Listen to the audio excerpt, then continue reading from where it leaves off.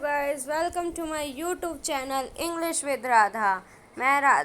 I am Radha Sharma. आज अपन direct और indirect को कंटिन्यू करेंगे। लास्ट टू वीडियोस में अपनों ने देखा था कि डायरेक्ट क्या स्पीच क्या होते हैं और इनडायरेक्ट स्पीच क्या होते हैं, ठीक है। और फिर अपनों ने देखे थे कि डायरेक्ट स्पीच के कुछ पॉइंट्स देखे थे, इनडायरेक्ट स्पीच के रिगार्डिंग कुछ पॉइंट्स देखे थे। फिर अपनों बात कर रहे थे जो क्या नाम लेते अपना था रिपोर्टिंग असर्टिव सेंटेंसेस। तो उसके अंदर अपने कुछ पॉइंट्स थे, जैसे फर्स्ट पॉइंट था removal of inverted comma, second point था अपना changes in persons pronoun, third point था अपना टेंसेस के रिगार्डिंग, और अभी इसी के अंदर फोर्थ पॉइंट है अपना अनचेंज। मतलब कि वो ऐसे स्पीचेस, ऐसे कुछ फैक्ट्स हैं जो डायरेक्ट में जो जैसे हैं वैसे ही इनडायरेक्ट में रहेंगे, इनमें सिर्फ माइनर सा चेंज आएगा। तो आज अपन इसके रिगार्डिंग बात करते हैं। तो इसके अंदर जो फर्स्ट पॉइंट है वो क्या बोलता है कि यूनिवर्सल फैक्ट और हैबिचुअल फैक्ट, यानी जो यूनिवर्सल फैक्ट होगा और हैबिचुअल फैक्ट होगा तो उसमें भी इफेक्ट नहीं पड़ेगा, डायरेक्ट और इनडायरेक्ट स्पीच के अंदर कोई चेंजेस ज़्यादा नहीं आएंगे। तो जो देखते हैं जो चेंजेस आएंगे क्या वो देखते हैं। एग्जाम्पल क्या कह रहा है, the teacher said the sun rises in the east.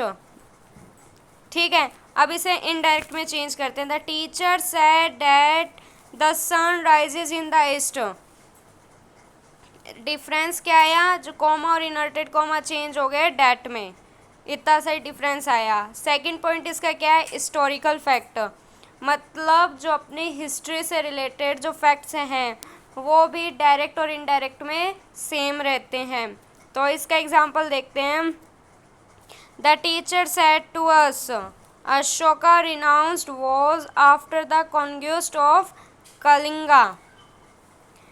और इस क्या है, the teacher said to us Ashoka renounced was after the conquest of Kalinga. Teacher हमें बोलते हैं कि जो अशोका है उसने रिनाउंस्ड किया था कालिंगा के बाद। ठीक है, तो इसे इनडायरेक्ट में चेंज करते हैं, तो क्या बनेगा, the teacher told us that, said to change हो गया टोल्ड में, कॉमा और इनवर्टेड कॉमा हट के डैट आ गया।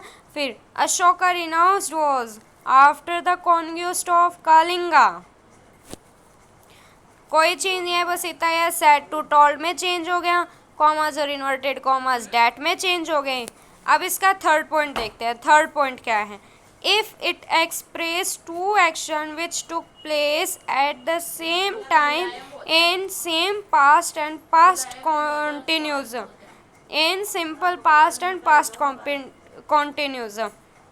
थर्ड पॉइंट क्या कहता है कि थर्ड पॉइंट ये बोल रहा है कि टू एक्शन प्लेस होते हैं सेम टाइम में, और वो या तो सिंपल पास्ट में होने चाहिए या पास्ट कॉन्टिन्यूज में होने चाहिए। तो एग्जांपल देखते हैं, Vivek said I was going to school when it begin to rain.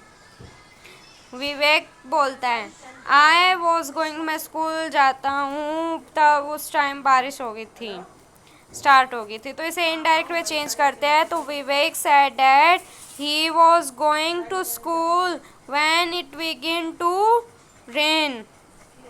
क्या डिफरेंसेस आए, कॉमास इन्वर्टेड कॉमा डैट में चेंज हो गया, I according to subject change हो गया, ही में वॉज का वॉज, गोइंग का गोइंग, फिर us to school when it begin to rain, same है। फोर्थ पॉइंट इसका क्या बोलता है, स्टेट एंड इमेजिनाइज्ड कंडीशन। इसका मतलब क्या है कि कोई इमेजिनरी कंडीशन को हेल्ड हो रही हो, कोई इमेजिनरी कंडीशन हेल्ड हो रही हो, तो वो उसके अंदर भी कोई भी चेंज नहीं आता है। तो एग्जांपल देखते हैं, he said I would buy a car, if I won lottery. वह क्या बोलता है, वह ये बोलता है अगर मैं एक कार खरीदूंगा अगर मैं लॉटरी जीता। तो ये एक इमेजिनरी कंडीशन है, को दिखा रहा है, यहाँ इमेजिनरी कंडीशन हो रही है, तो इसे चेंज करते हैं डायरेक्ट टू इनडायरेक्ट। तो he said that he would buy a car if he won lottery, ये एक कार खरीदेगा अगर ये वो लॉटरी जीतता है। तो इसमें चेंज क्या आया, जो आई है वो अकॉर्डिंग टू सब्जेक्ट चेंज हो गया, कॉमास और इन्वर्टेड कॉमा हट के डैट लग गया, और कोई चेंज नहीं आया इसमें, सिर्फ ये दोनों आइज चेंज हुए हैं और कॉमास और इन्वर्टेड कॉमा हट के डैट लगे हैं। फिफ्थ पॉइंट क्या कहता है, फिफ्थ पॉइंट ये बोलता है future tense if what it says refer to future at the time of reporting. Future tense if say refer to future at the time of reporting, future tense है और अगर वह फ्यूचर को refer करता है रिपोर्टिंग के time, तो भी डायरेक्ट टू इनडायरेक्ट के अंदर कोई चेंजेस नहीं आता है। तो एग्जांपल देखते हैं, Mayank said today, Mayank said today I am going to build a house. Mayank said today I am going to build house, Mayank आज बोल रहा है कि मैं घर बनाने जा रहा हूँ। तो ये फ्यूचर टेंस को यानी फ्यूचर टाइम को रेफर कर रहा है eight the time of reporting. तो इसे चेंज करते हैं इनडायरेक्ट में, तो क्या चेंज आते हैं देखते हैं। Mike said today that he is going to build a house, क्या चेंज आया, कॉमास और इन्वर्टेड कॉमास हट के डैट लग गया और I according to subject change हो गया, बस इतना सा ही चेंज आया। सिक्स पॉइंट इसका क्या बोलता है, if the reporting verb in a present और अ फ्यूचर, अगर रिपोर्टिंग वर्ब प्रेजेंट में है या फ्यूचर में है तो भी कोई चेंज नहीं आएगा। तो एग्जांपल देखते हैं, He says I shall go to school, he says I shall go to school। तो ये प्रेजेंट में इसकी रिपोर्टिंग वर्ब है तो ये चेंज नहीं होगा, ये क्या रहेगा, he says that he will go to school, simple. और इसका एक एग्जाम्पल और देख लें, she is saying you have deceived your friend, ये भी प्रेजेंट में इसकी रिपोर्टिंग वर्ब, तो ये भी सेम ही रहेगा डायरेक्ट और इनडायरेक्ट में, बस इतना ही है इन्वर्टेड कॉमास और कॉमास हट के डैट लग जाएगा। तो इसका इसको डायरेक्ट टू इनडायरेक्ट चेंज करेंगे तो क्या बना, she is saying that you have deceived your friends. ये हो गए अपने 6 पॉइंट्स। आगे की अपन बात करते हैं तो उससे पहले अपने को नेक्स्ट पेज पे चलना है, तो चलते हैं नेक्स्ट पेज पे। और इसका जो 7th एंड लास्ट पॉइंट होता है वो क्या बोल रहे हैं, when the verb in the direct speech is the past tense of an auxiliary, यानी कि अगर डायरेक्ट स्पीच के अंदर कोई एक वर्ब डायरेक्ट स्पीच के अंदर पास्ट टेंस में है ऑक्सिलरी की, तो भी चेंज नहीं होंगे। ऑक्सिलरी वर्ब कौन सी होती है, can, could, may, might, will, would, shall, should, ये सब ऑक्सिलरी वर्ड्स होते हैं, ठीक है। तो इसका एग्जाम्पल देखते हैं, he said Anil could not cross the river, he said Anil could not cross the river.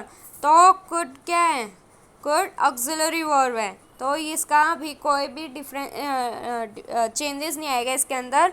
Changes कितना का आएगा वो देखते हैं, पहले इसे डायरेक्ट टू इनडायरेक्ट चेंज करते हैं। He said that Anil could not cross the river, ठीक है। तो चेंज क्या आया, चेंज सिर्फ रिमूवल ऑफ इन्वर्टेड कॉमास का आया। ये था अपनों ने बात की अब तक असर्टिव सेंटेंसेस की, रिपोर्टिंग ऑफ असर्टिव सेंटेंसेस की, और आज अपन बात करेंगे रिपोर्टिंग इंटेरोगेटिव सेंटेंसेस की। तो रिपोर्टिंग इंटेरोगेटिव सेंटेंसेस करने से पहले अपने को ये तो पता होना चाहिए ना कि इंटेरोगेटिव सेंटेंसेस क्या होते हैं। तो इंटेरोगेटिव सेंटेंसेस क्या होते हैं, we know that a sentence that ask a question is called interrogative. We know that a sentence that ask a question is called interrogative. अपनों को पता है, अपन जानते हैं कि वो सेंटेंस इन सेंटेंसेस में क्वेश्चन पुट किए जाते हो वो क्या उनसे होते हैं, इंटेरोगेटिव सेंटेंसेस होते हैं। और interrogative sentences further divided into two types. जो इंटेरोगेटिव सेंटेंसेस हैं वो टू टाइप्स के हैं। इंटेरोगेटिव सेंटेंसेस आगे टू पार्ट्स में डिवाइड किए जाते हैं। तो फर्स्ट वन कौन सा होता है? Simple interrogative. And second one क्या होता है? Double interrogative. सिंपल इंटेरोगेटिव में क्या होता है? It starts from helping verb. जो हेल्पिंग वर्ब से स्टार्ट्स होते हैं क्वेश्चन वो सिंपल इंटेरोगेटिव होते हैं, और जो क्वेश्चंस WH फैमिली से स्टार्ट होते हैं वो डबल इंटेरोगेटिव सेंटेंसेस होते हैं। तो एक सिंपल इंटेरोगेटिव का एग्जांपल देखते हैं, फिर एक डबल इंटेरोगेटिव का एग्जांपल देखते हैं। Sorry, simple interrogative. He said to me, do you know me? अब इसे चेंज करते हैं direct to indirect. He asked me if I knew him. If I knew him. You किसके अकॉर्डिंग चेंज होता है? According to object. तो object क्या है? मी, और मी किस में चेंज होगा? आई में। ठीक है, तो he asked me if I knew him. No किस में चेंज होगा? न्यू में। प्रेजेंट में है नो और पास्ट में जाएगा न्यू बन जाएगा।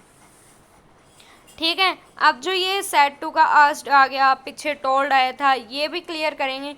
यहाँ कॉमाज और इन्वर्टेड कॉमाज हट के डैड लगना चाहिए था, इफ़ कैसे लग गया, ये भी क्लियर करेंगे। अभी तो और भी बात जाननी, काफ़ी चीज़ें पड़ी है इसमें जानने की। एक एग्जांपल देखते हैं डबल इंटरोगेटिव का। तो he asks to me when are you coming, when are you coming. Answer देखते हैं इसका, डायरेक्ट टू इनडायरेक्ट देखते हैं। He asked me when I was coming, when I was coming. क्या हुआ? ऊपर तो इफ लगा था, कॉमास इन्वर्टेड कॉमास हटके, नीचे इन्वर्टेड कॉमास हटके वैन लग गया। ऐसा क्यों, कैसे, वाई? अब अपन ये सब चीज़ें देखेंगे। चलो ये चीज़ देखते हैं। If question start from helping verb, so inverted commas change in if या वेदर। जब अगर क्वेश्चन हेल्पिंग वर्ब से स्टार्ट होता है डायरेक्ट स्पीच में, तो इनडायरेक्ट में चेंज करते टाइम इन्वर्टेड कॉमास और कॉमास को रिमूव करके वहाँ इफ़ या वेदर का यूज़ होगा। तो मोस्टली इफ़ ही यूज़ करते हैं। ठीक है, दूसरा, here reporting verb change in asked. अगर जो क्या नाम लेते इंटेरोगेटिव में जो रिपोर्टिंग वर्ब होती है, say, said, tell, said to us, ये सब चेंज हो जाएगी आस्क्ड में। ठीक है, और अब दूसरी बात, अगर क्वेश्चन WH फैमिली से स्टार्ट होता है तो कॉमास और इन्वर्टेड कॉमास हटके WH फैमिली ही वहाँ लग जाएगी। जैसे अपनों ने डबल इंटेरोगेटिव में देखा था, यहाँ कॉमास और इन्वर्टेड कॉमास हटके वैन आ गया था। नेक्स्ट पेज पे मूव करते हैं। ये इसका देखते हैं, एग्जाम्पल देखते हैं। जो आप पीछे अपन दो चीज़ पढ़ के हैं उनका मतलब, अगर हेल्पिंग वर्ब से स्टार्ट हो रहे हैं तो कॉमास इन्वर्टेड कॉमास हटके इफ़ या वेदर लग जाएगा। WH फैमिली से स्टार्ट हो रहे हैं क्वेश्चंस तो कॉमास और इन्वर्टेड कॉमास हटके WH फैमिली ही लगेगी। ठीक है, सॉरी गाइस।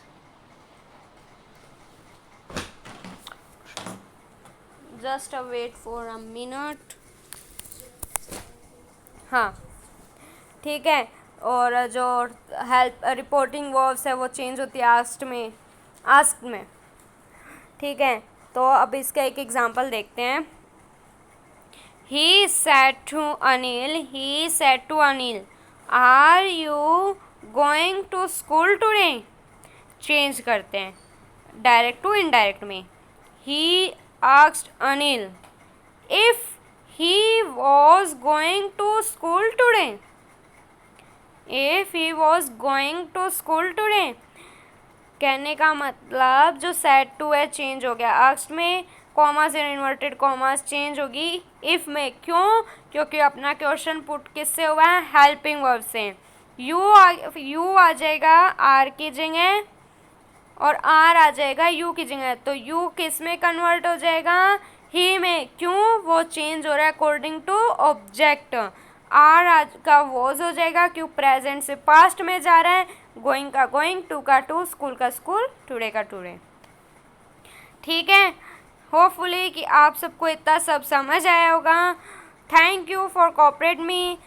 वीडियो को अच्छे से देखना, कोई भी दिक्कत हो क्वेश्चन सोल्व करना, सोल्व करने के बाद भी अगर कोई प्रॉब्लम आए तो कमेंट में डालना। अपनी ग्रामर बुक से रिपोर्टिंग नरेशंस के क्वेश्चन ट्राई करना एक्सरसाइज के, और जो भी क्वेश्चन में आपको डाउट लगे वो कमेंट सेक्शन में ज़रूर डालना। Thank you for today. और वीडियो को लाइक करना, शेयर करना, सब्सक्राइब करना अभी तक सब्सक्राइब नहीं किया है तो, और कमेंट करके ज़रूर बताना। Good day for today.